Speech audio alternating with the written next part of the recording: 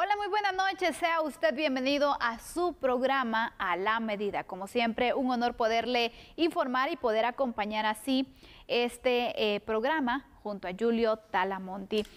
Por supuesto, hoy tenemos temas que le van a poner a usted un poco a generar esa conciencia. Hablaremos un poco del COVID-19, de unas medidas que se deben mantener y sobre todo también llamados que se hacen, Julio. Así que vamos a iniciar. ¿Cómo estás? Buenas noches. Gracias, buenas noches. Una muy buena introducción a estos temas porque es algo tan importante, ¿verdad? De lo que tenemos que analizar y tenemos que pensar. Así que aquí estamos, completamente en vivo, en este ya mitad de mes, precisamente, el mes de diciembre, se nos va el año 2020, pero nosotros aquí listos con este primer tema. ¿Crees tú que las corporaciones municipales, los alcaldes concretamente, pueden hacer algo más para evitar estas aglomeraciones?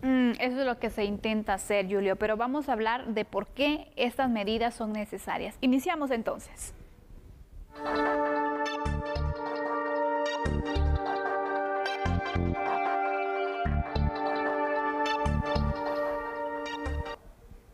Y es que es muy importante que hablemos de esto. ¿Por qué, Sandy? Porque veíamos precisamente el pasado fin de semana cómo se daban aglomeraciones en todas partes, pero ¿sabes qué es lo que hemos visto con mayor preocupación? Y los televidentes pues también lo han observado, cómo algunas municipalidades han dejado que se celebren hasta ferias, cómo en algunos casos, es decir, el conjunto de personas que están conviviendo en un mismo espacio, por mucho que tengan la mascarilla, esto va a repercutir en un par de semanas en algo terrible. Por eso yo creo que hoy el llamado fue desesperado, de decir, por parte de la ministra de Salud y por parte, en todo caso, del presidente de la Asociación Nacional de Municipalidades, ANAM, para que las corporaciones municipales hagan algo de la manera más efectiva y pronta posible. Totalmente, Julio. Sí hemos visto medidas que se han relajado. De hecho, ya en varios municipios se ha hecho incluso la inauguración de la temporada navideña. ¿Es correcto? Con baile y todo. Entonces, es necesario que se pueda hacer el análisis y que también las corporaciones municipales puedan tomar cartas en el asunto, porque se puede. Algunos alcaldes lo han hecho. ¿Y por qué entonces no extremar esas medidas? Que tomen su rol protagónico, pero protagónico para la prevención de la población, para la seguridad de sus habitantes, que eso es lo que se está requiriendo en este momento. Vamos a ver algunos datos, ¿te parece? Adelante. Ahí en pantalla, con el apoyo de nuestra producción, usted los tiene en este instante. Y es que las 340 municipalidades del país cuentan con la capacidad legal para emitir acuerdos municipales, Sandy, que prohíban, pero que también sancionen este tipo de aglomeraciones. Por supuesto, deben ser las mismas municipalidades las primeras en dar el ejemplo, y esto me refiero al no convocar, al no organizar eventos de participación masiva de ciudadanos por las fechas y las fiestas navideñas. Por increíble que parezca, hay comunas que a sabiendas de los peligros derivados de la pandemia han organizado eventos tales como desfiles navideños. Las sanciones que el Consejo Municipal podría imponer, hay que aclararlo, son sanciones de carácter administrativo, es decir, sanciones pecuniarias a través de los juzgados de asuntos municipales. Pero algo hay que hacer, porque a mí lo que me preocupa es que ese 14% que hasta anoche quedaba en cuanto a la ocupación de camas de intensivo para tratamientos de pacientes con COVID, hombre, día con día va a disminuir y vamos a entrar en una verdadera crisis a este ritmo. Totalmente, Julio, y es importante que se pueda tomar con seriedad el asunto, porque hay que recordar, la pandemia sigue. Si bien creo que otro de los detonantes, no debería ser, pero considero, no sé qué pensarás tú, Julio, cuando se habló de que ya se tenía una vacuna, que ya algunos países estaban en el proceso, como que eso relajó más a las personas. ¿O cómo lo ves tú, Julio? Porque ahora en este mes, en las últimas semanas, te diré, se ha visto más esa relajación.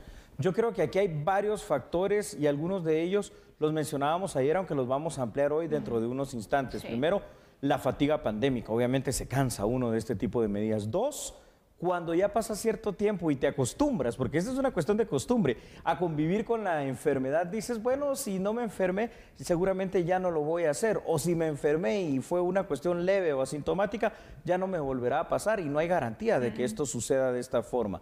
Y tres, de alguna manera también es importante ver que ahora en la temporada navideña es cuando en Guatemala no solo se mueve más el comercio, sino que se da más la interrelación entre amigos, entre familiares, entre familias como tal, para poder intercambiar esos abrazos, esas ideas, esos regalos, esos buenos sentimientos y buenos deseos. Pero es que en este momento es el peor de los momentos, porque fíjate cómo es esto. Ya en Italia, por ejemplo, se está hablando inclusive de una tercera ola de COVID-19 que se prevé todavía más fuerte que la primera y la segunda. Es decir, parece ser que el mundo no está entendiendo el cuidado que hay que tener. Y a este punto, por mucho que estemos en el siglo XXI, por mucho que exista una vacuna, por mucho que haya adelantos tecnológicos y estos medios de comunicación maravillosos para llevar la información a todos lados, si las personas no hacen caso, la pandemia va a continuar. Totalmente, Julio. Y ya que hablas acerca de la fatiga que se genera en una pandemia, yo quisiera que ampliáramos los datos, porque claro, esto lo explicábamos ayer un poco, pero es necesario poder ampliarlo, Julio. Claro que sí, Sandy, con mucho gusto, es un placer hacerlo,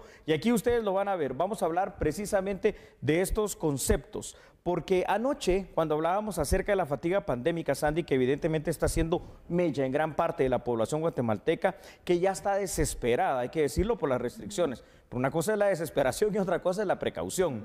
No existiendo toques de queda vigentes o estados de sitio en este momento, el poder local, es decir, las municipalidades, debe tomar la batuta y el liderazgo, Sandy, para crear conciencia en la población sobre los peligros todavía presentes en Guatemala del COVID-19. A su vez, las municipalidades pueden también proponer alternativas para distintos eventos relacionados a la época navideña, ya sea a través de las plataformas virtuales o bien utilizando espacios abiertos como estadios con un gran distanciamiento social.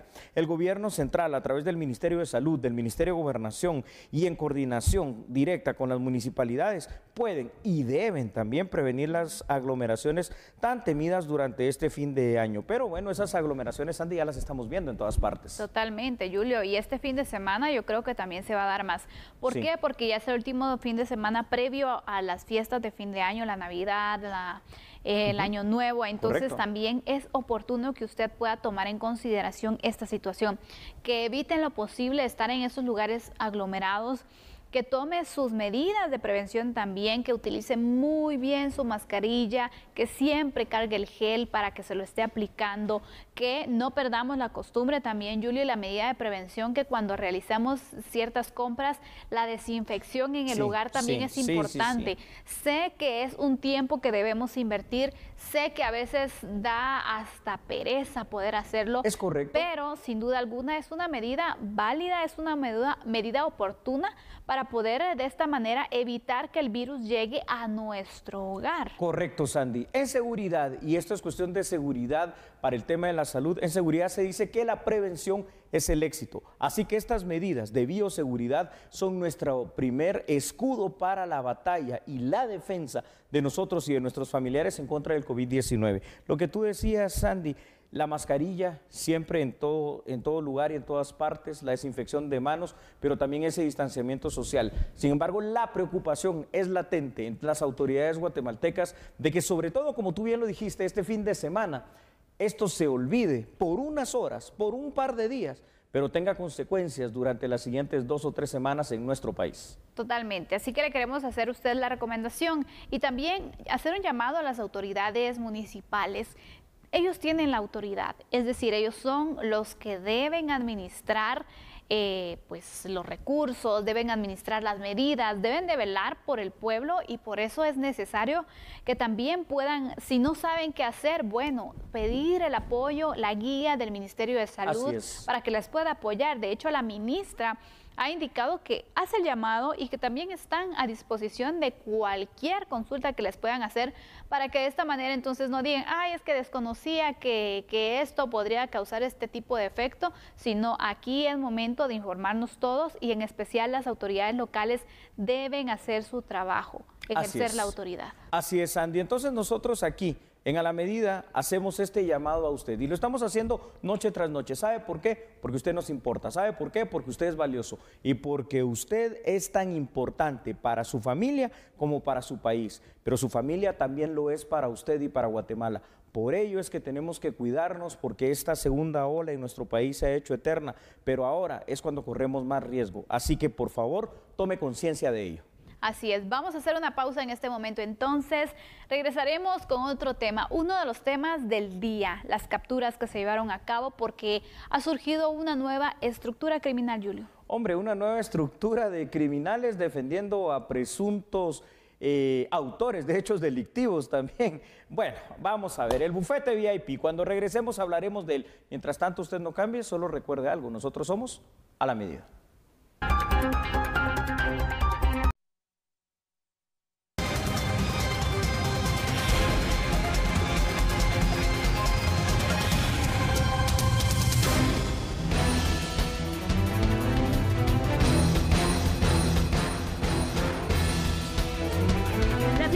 Contra la corrupción del Ministerio Público presentó el caso Bufete Abogados VIP, donde se investiga una banda criminal que se dedica a la extorsión e intimidación de fiscales con el objetivo de desestimar casos bajo investigación penal. Ernesto Campo, fiscal contra la corrupción, indicó que fueron 5 casos en los que intentaron intermediar los supuestos abogados. La indagación llevó a la captura de 2 personas mediante una serie de allanamientos realizados la mañana de este martes 15 de diciembre.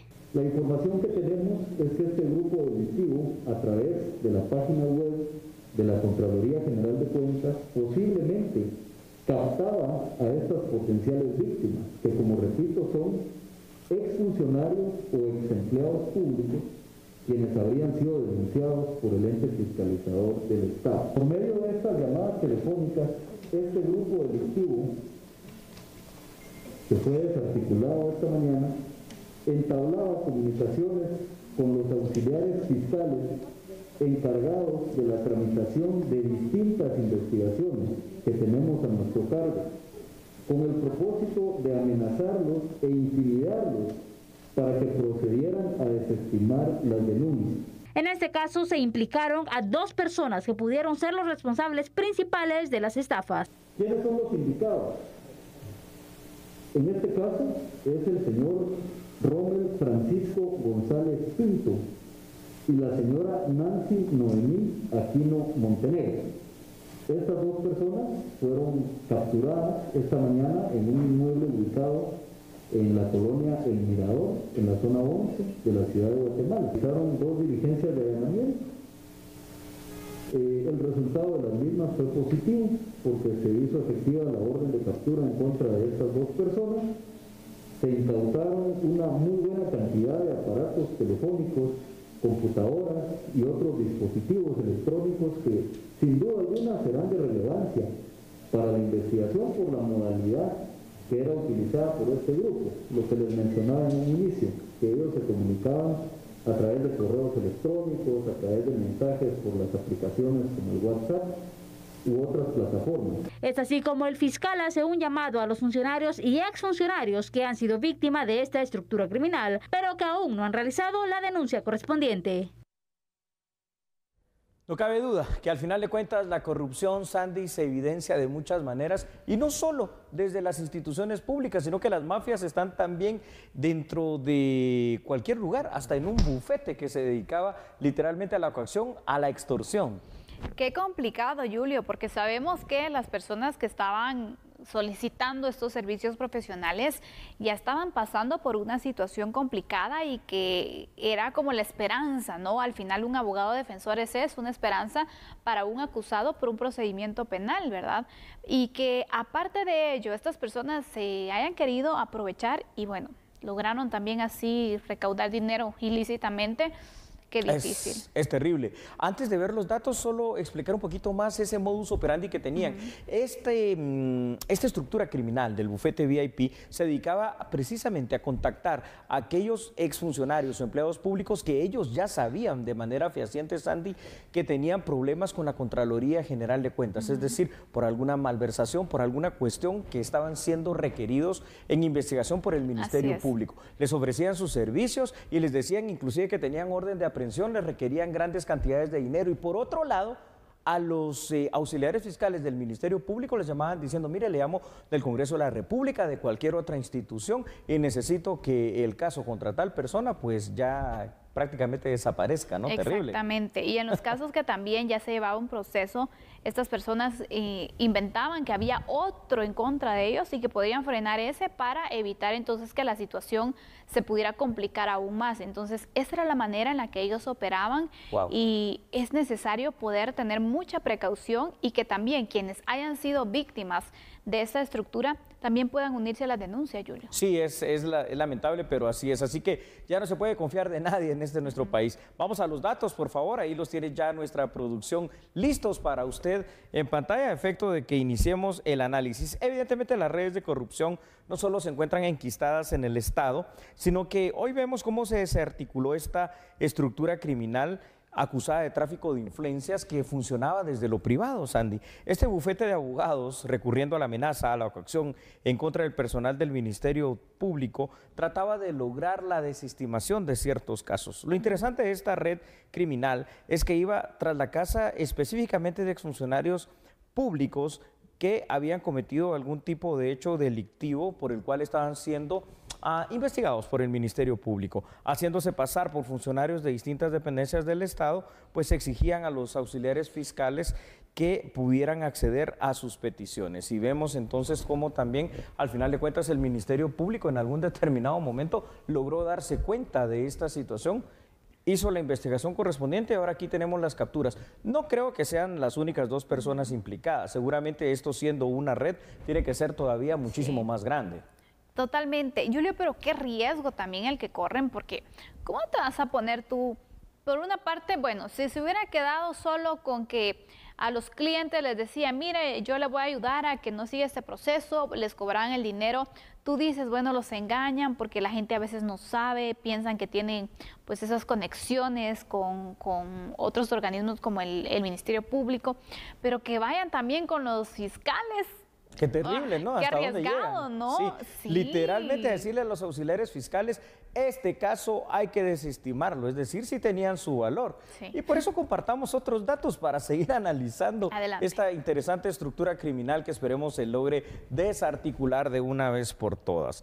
Y es que también, no conformes con ejercer este tipo de coacción, Sandy, contra la autoridad, prácticamente terminaban, al final de cuentas, extorsionando a sus propios clientes, haciéndoles pagar fuertes sumas de dinero. El modus operandi de esta red estaba tan bien diseñado que, como bien lo dijimos, le hacían creer a los exfuncionarios presuntamente responsables de hechos delictivos que incluso pesaba sobre ellos alguna orden de aprehensión y que iba a ser inminente su captura, pero que podían detenerla a través de contactos en el Ministerio de Gobernación y en el Ministerio Público. La corrupción y la impunidad están tan arraigadas en el Estado guatemalteco que permiten, Sandy, que este tipo de delincuentes se encuentren en un terreno fértil para poder actuar, y esto es evidente. Es imprescindible que cuando se tenga conocimiento de cualquier hecho relacionado a la corrupción dentro del Estado, los ciudadanos presenten la denuncia correspondiente. Y es que al final de cuentas, Sandy, parece que estamos luchando contra un monstruo que es imposible de vencer. Es como la lucha épica y titánica entre Goliat y David, pero aquí parece ser David el que va perdiendo. Totalmente. Pero tratando el tema de la corrupción, Julio, sin duda alguna, este es un claro ejemplo. Sí. Y vemos cómo hemos indicado, bueno, para que la corrupción exista, tiene que estar alguien que también pueda atentar a quien ejerce la misma. Entonces, aquí vemos, y el que se corrompe. Exacto. Es cierto. Bien dice que tanto peca el que paga como paga el que peca. Así es. Y de esta manera, entonces, la estructura no hubiese generado los ingresos que generó de esta forma si cuando les indicaban a las personas, mire, yo puedo frenarle este proceso, yo le voy a ayudar, págueme esto. Bueno, si existe entonces una transparencia o querer eliminar la corrupción, bueno, no, que me investiguen o que siga el proceso de ley, porque eso es lo que se debería realizar, pero también, bueno, lo que queremos es librarnos también de las situaciones. Por otra vía. Y por eso hay personas que se quieren aprovechar también, ¿no? Entonces eso nos lleva a reflexionar algo. La investigación, precisamente, que el Ministerio Público no debe abarcar única y exclusivamente a los integrantes de esta red de abogados VIP. También tiene que abarcar a aquellos que fueron sus clientes, que a través de la corrupción, porque hay que hablar claro, así es, tratando de dar dádivas para quitarse los problemas legales según ellos, pues contrataron sus servicios, porque al final de cuentas sabían que lo que estaban haciendo, supongamos que si hubiera sido factible hacerlo para esta red criminal de abogados, entonces era prácticamente un delito, era prácticamente caer en la corrupción y prácticamente un tráfico de influencias enorme, ¿no? Entonces, eso sí habría que determinarlo. Hemos ya presentado los 2 datos que teníamos para ustedes acá en esta noche, así que quizá sería bueno empezar a caer en esas conclusiones pertinentes, Sandy. Totalmente, Julio. Sin duda alguna, las investigaciones sobre este caso deben continuar, porque 2 capturas al final para una situación tan grande, se habla de una estructura, pero sí, sin duda alguna, debe continuar la misma. Aparte de ello, notar si existen otras que también estén operando, Seguro que sean aisladas, porque este es un tema muy serio. Incrementan los niveles de corrupción y también, pues bueno, se está enriqueciendo ilícitamente ciertas personas, ¿no? Entonces, por eso es importante que el Ministerio Público pueda continuar también con la indagatoria. Hoy creo que el fiscal Estuardo Campos nos deja una lección, ¿no? El encargado de la Fiscalía contra la Corrupción. Y es lo que tanto hemos dicho aquí en A la Medida, desde hace ya años en este caso. La lucha contra la corrupción es cuestión de los guatemaltecos y es algo que nos debe preocupar a nosotros y es algo que tenemos que erradicar de tajo, pero debe de cambiar precisamente con una persecución buena, debe cambiar con unas penas que sean ejemplares y debe de cambiar realmente creando esa confianza dentro de lo que sea una cultura de denuncia que le llega al guatemalteco. Su denuncia es investigada y la persona que cae en estos hechos de corrupción, que generalmente quedan en impunidad, ahora ya no es impunidad, sino que son castigados como debe ser de conformidad a la ley penal guatemalteca. Totalmente. Estas son las conclusiones sobre el caso. Estaremos atentos a qué es lo que pueda pasar en los próximos días sobre esta misma situación. Ya ha escuchado usted entonces los detalles sobre el modus operandi, sobre también estas detenciones que se han llevado a cabo y bueno, la Fiscalía contra la Corrupción que está siguiendo distintos procesos, de hecho, Julio, y que bueno, esperamos pronto ya tener resultados también, porque la corrupción es un tema que no se debe tolerar. Un mal que aqueja a los países latinoamericanos, pero un mal que Guatemala debe poder erradicar. Así que ahí le hemos presentado a usted precisamente este caso tan paradigmático, el bufete VIP, abogados ayudando, entre comillas, a través de hechos corruptos y mañosos a librar, en teoría, a otros exfuncionarios que habían delinquido. No puede ser, solo increíble, en Guatemala puede pasar esto. Julio, ya para ir concluyendo también con este tema, sí. Está el tema legal, pero ¿qué pasará en lo profesional? No, aquí esto es inmediato. Queremos ver la presencia, la participación y la respuesta de lo que es el Colegio de Abogados y Notarios. Es decir, esto rápidamente tendrá que ir al tema de lo que será el Tribunal de Honor del Colegio de Abogados y Notarios y la sanción tendrá que ser fuerte y de hecho probablemente la inhabilitación total. Y seguramente pues ahora así va a ser cuando ligados a proceso van a quedar precisamente inhabilitados de todo ese tipo de hechos y de derechos que como abogados en su momento tuvieron en sus manos. Pudiendo hacer el bien, decidieron delinquir.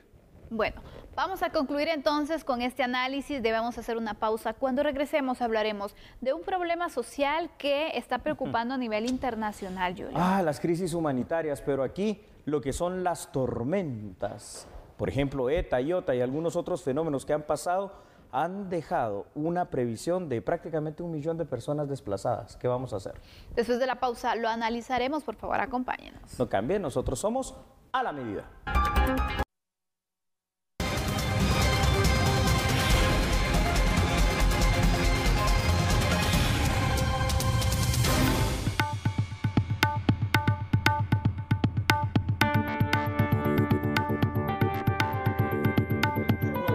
Guatemala, pero pienso que también desde Honduras sí se va a ver un incremento de desplazamiento, pero pienso que el punto clave aquí es que las causas, como he dicho al inicio de mi presentación, se están sumando, se están acumulando, están todas interrelacionadas.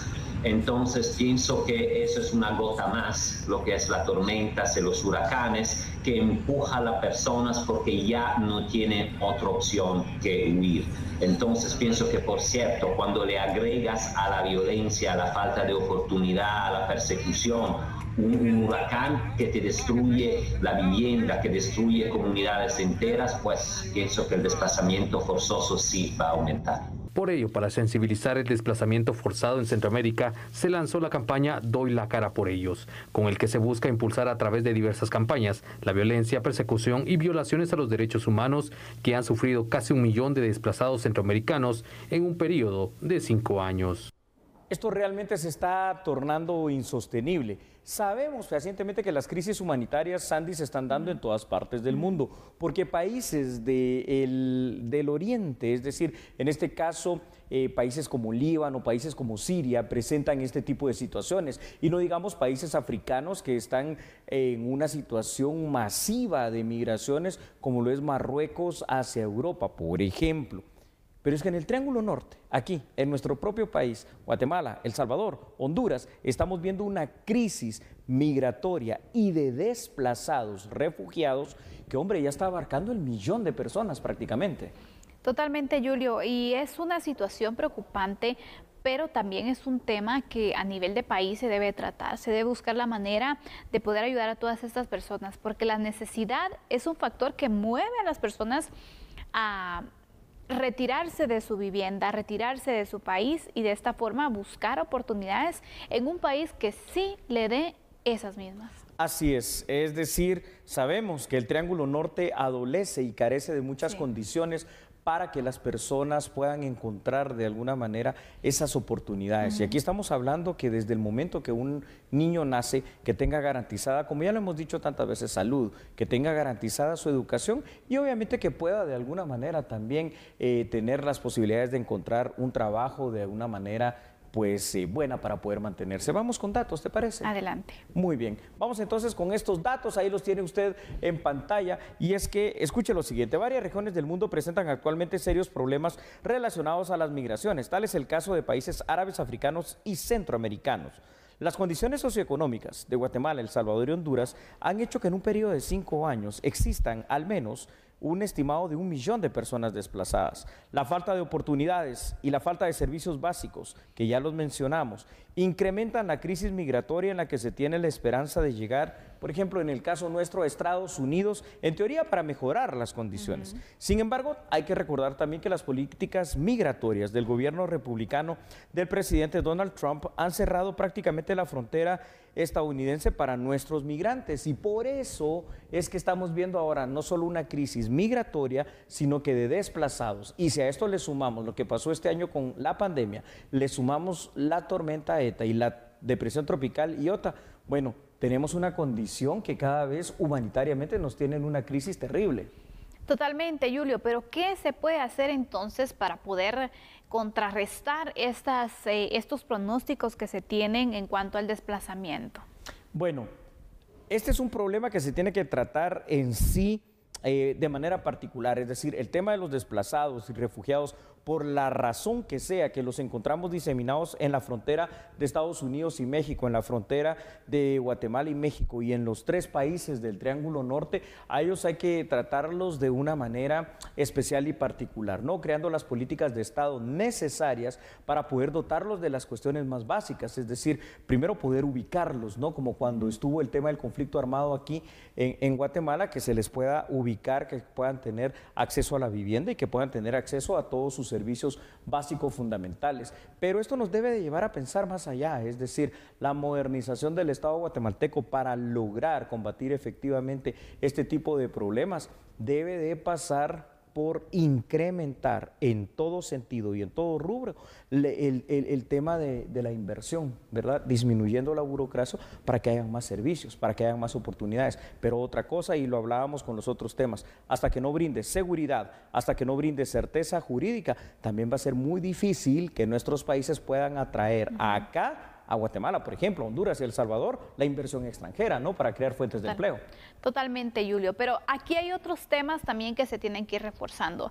Hablábamos de las oportunidades, pero también hay que tomar en cuenta, una de las razones por que algunos tienden a migrar es porque las condiciones climáticas ya no permitan que puedan continuar trabajando en la tierra, por ejemplo, porque la situación va tornándose difícil para ellos y no tienen otra alternativa. Entonces es otro de los problemas que también se debe hacer algo urgentemente, Julio. Sí, sí, claro, y antes de ver esos datos, por ejemplo, en el corredor seco, si no hacemos algo, se nos va a convertir en un desierto. Eso está previsto para unos 20, 30 años, que tampoco es que sea mucho, puede ser antes, pero si implementamos algunas técnicas como las que han tenido los israelíes de la técnica del goteo, el riego por goteo, han convertido al contrario los desiertos en oasis. Entonces, reflexionemos en eso. Vamos con otros datos que son importantes que podamos compartir con ustedes en casa, por favor. La migración climática, que es otro de los grandes factores, Sandy, está generando un impacto muy fuerte en países como Guatemala, que es de los más proclives a los efectos negativos del cambio climático en el mundo. De esa cuenta encontramos a casi 3 millones de personas guatemaltecas o de padres de origen guatemalteco que, por ejemplo, al día de hoy viven en Estados Unidos. Pero el problema serio que hacer por parte de los gobiernos centroamericanos para poder atender la emergencia humanitaria de las personas afectadas por estos problemas es, por ejemplo, poder generar una esperanza quizá de muchos refugiados, desplazados y afectados por estos temas, y que puede ser la llegada al gobierno estadounidense de Joe Biden, quien ha prometido ayuda humanitaria. Pero, a ver, yo tengo el siguiente pensamiento. No podemos esperar que otro país venga a resolvernos la crisis que hemos generado aquí nosotros. Así que las políticas de Estado para poder combatir interinstitucionalmente y también de una manera interestatal, me refiero Guatemala, El Salvador y Honduras en conjunto, este problema de los desplazados, hombre, eso tiene que partir de aquí, de Centroamérica, no puede venir de otro lado. Yo estoy muy de acuerdo contigo, Julio, porque si bien podemos recibir una ayuda, no es la obligación de otro país, por supuesto, que nos venga a resolver ese problema. Es un problema que como país nosotros debemos de enfrentar, que las autoridades deben darle prioridad, porque hablemos, la migración cada año representa más el porcentaje también que va incrementándose, y ahora agregando estos problemas que hemos mencionado como las tormentas, la pandemia, tantas situaciones que han azotado la economía, Julio, es sin duda alguna uno de los temas prioritarios que se deberían de tocar. Correcto, Sandy. Estas imágenes y estos temas lo único que nos hacen ver es la fragilidad precisamente del tejido social guatemalteco y centroamericano en general, y sobre todo el Triángulo Norte, cosa de la cual nosotros al final de cuentas hemos sido responsables. Así que el rescate de estos temas tiene que venir de parte de nosotros, pero necesitamos políticas de Estado conjuntamente con la iniciativa privada para poder combatir y frenar este gran problema que es una ya crisis humanitaria en Guatemala y Centroamérica. Así es. Bueno, concluimos entonces con este tema que es preocupante y que esperamos tener una respuesta pronto también. Ojalá. Los proyectos que se puedan ir implementando para ayuda y evitar así estas altas cifras. ¿Vamos a la pausa, Julio? Claro que sí, vamos a la pausa, y usted por favor no cambie porque regresamos con la parte informativa de A la Medida.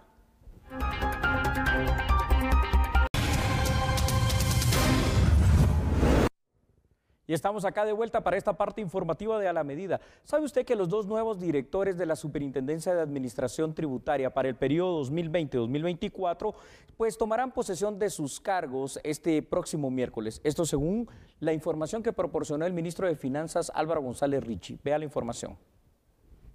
Tanto Adriana Esteves Clavería y Alejandro González Portocarrero tomarán posesión de sus cargos este miércoles. El Congreso no mostró impedimento a los candidatos que fueron elegidos de un listado de 6 por parte del presidente de la República, Alejandro Yamatei. Sí, cabalmente 16 de diciembre, la fecha que establece la ley para que se incorporen los dos directores que fueron seleccionados en la comisión de postulación y posteriormente elegidos por el señor presidente para incorporarse al directorio, de que lo que más tenemos que fortalecer es la recaudación. Nosotros tener una mayor recaudación implica dar más recursos por la vía ordinaria a los consejos de desarrollo, las municipalidades, al Tribunal Supremo, a la USAC, al deporte, que reciben con base a la recaudación, y con una mayor recaudación nosotros también estaremos obteniendo pues la necesidad de endeudarnos menos, y al endeudarnos menos pues claramente nuestro déficit fiscal va a ser menor.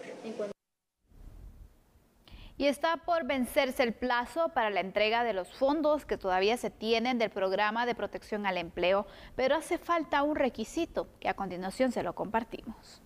Los beneficiarios de Fondo de Protección del Empleo recibirán el pago de 23 días equivalente a 1.700 quetzales. Sin embargo, es necesario que el decreto aprobado por el Congreso de la República sea publicado en el Diario Oficial antes del 18 de diciembre, aseguraron autoridades del Ministerio de Economía. La idea ahorita es esperar a la publicación del decreto 34/2020, el cual permitiría legalmente la ejecución de esos fondos. Estamos hablando de 149 millones y aproximadamente 86,000 beneficiarios que al 30 de septiembre todavía se encontraban suspendidos dentro del contexto del Fondo de Protección del Empleo. Una vez se habilita eso y dentro de los tiempos que permita la ejecución por parte del Ministerio de Finanzas, eso hará que el Ministerio de Economía lleve a cabo los procedimientos para asignar los recursos al CHN. El decreto, si no estoy mal, ayer llegó al Ejecutivo, entonces sí estamos un poco contra las cuerdas porque las fechas de ejecución por parte del Ministerio de Finanzas son del 18 de diciembre. El viceministro de Economía, Lizardo Bolaños, hizo un llamado para quienes aún tienen un remanente en sus cuentas y lo utilicen antes del 31 de diciembre. De lo contrario, el dinero regresará al fondo común. Hay un elemento muy importante que se mencionó dentro de la citación que es importante para los beneficiarios del fondo y es que al día de hoy se cuenta hasta el 31 de diciembre para poder ejecutar los remanentes que tienen ellos en sus cuentas. Muchas veces la gente fue a los cajeros y en los cajeros no podía sacar billetes de 50. Y uno de los elementos ahí importantes para ellos es que puedan utilizar esos montos ya sea en comercios o que se acerquen a las agencias del CHN para poder retirar los mismos. La entrega de este fondo para los beneficiarios de protección del empleo al 30 de septiembre será a través de depósito o retiro en agencias del Crédito Hipotecario Nacional, una vez sea publicado el decreto 34/2020 en el Diario Oficial. Bueno, nosotros nos vamos, pero le invitamos para que mañana a las 21 horas nos siga acá por TN23. De momento descansa, lo esperamos mañana. Feliz Chao. noche.